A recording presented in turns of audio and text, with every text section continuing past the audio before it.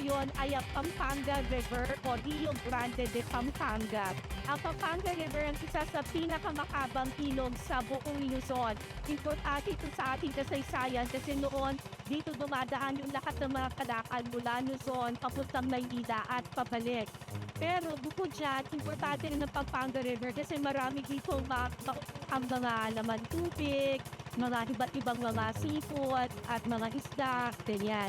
Pero dito sa Kalumpit, Bulacan, hindi lang mga seafood at isda kumuha nila sa Pampanga River.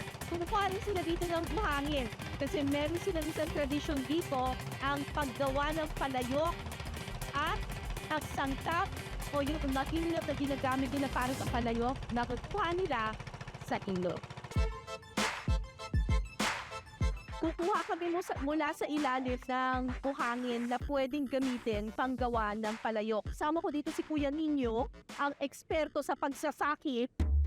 Sa pagkuha ng buhangin sa ilalim ng ilog, gumagamit ang mga taga-Kalumpit ng saki. Isang tila malaking sandok na gawa sa bakal. At ang aking pakay, makasampung saki ng buhangin. Okay. So itong uri ng buhangin na to, para kung mapapansin ninyo, very compact siya. I suppose, ito raw, sabi nila, ito raw yung pinaka-the best para sa paggawa ng palayok. Actually, buhangin siya, pero napakalagkit. Parang may pagkapuntit ang peg niya. So, ano yan? Paano? Tatalon lang? Ha? Kapamong po. Hindi, okay na. Tatalon na lang ako, ha? Hindi na!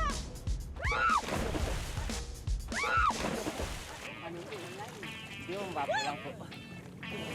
Ang lamig! Ano ba naman itong tubig na to? Ang lamig!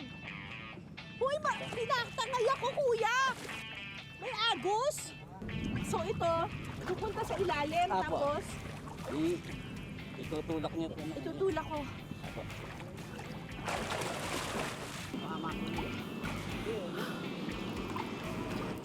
Ganyan? Apo. Ang konti nang nakuha ko, parang kalahati lang.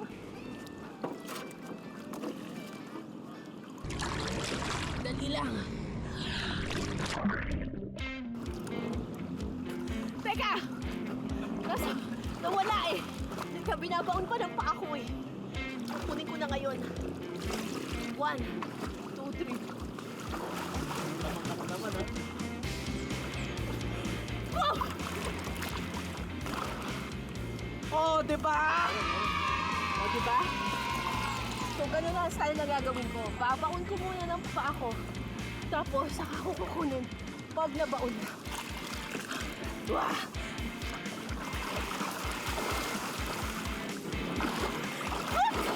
Ang lakas ng agos eh. Dinadala ako ng agos. Kung titingnan sa ibabaw, mukhang kalmado lang ang tubig. Pero malakas ang agos sa ilalim. Ang sabi sa 10 saki, kaso lang, kada lusok ko parang kalahati lang. So, 20 saki pala ang gagawin ko. Sus, Marioso. Ang alam ko yung pinasarap, pagkuha ng pagkain eh. Bakit ngayon pati yung pagkuha ng paggawa ng pagkain, kukunin ko na rin. Wait lang po.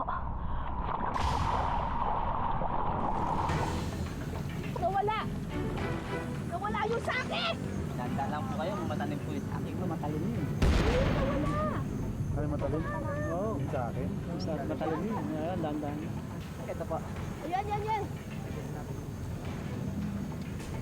Ang bilis kasi ng agos! May laman yan eh. Pero nawala na yun. Okay, so ito na yung nakuha naming mga buhangin na may halong putik. Gagawa na tayo ngayon ng palayok. Tapos kapag nakagawa na tayo ng palayok, siguro naman makakapagluto na tayo at makakakain na ako, di ba? Let's go!